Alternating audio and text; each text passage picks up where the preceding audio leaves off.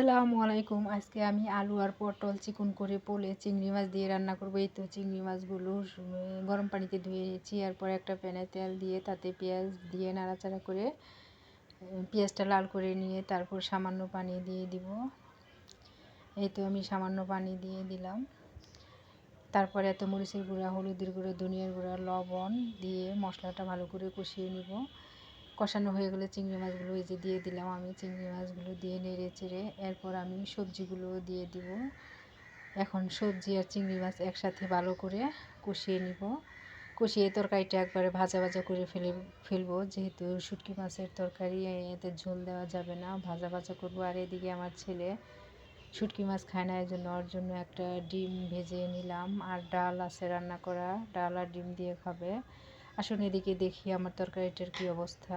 এই তো তরকারিটা প্রায় হয়ে গেছে।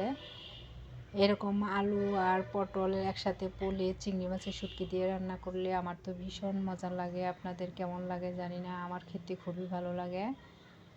এই তরকারি দিয়ে আমি 1 প্লেট ভাত বেশি খেতে পারি। এই তো হয়ে গেছে আমার আলু পটল চিংড়ি মাছ দিয়ে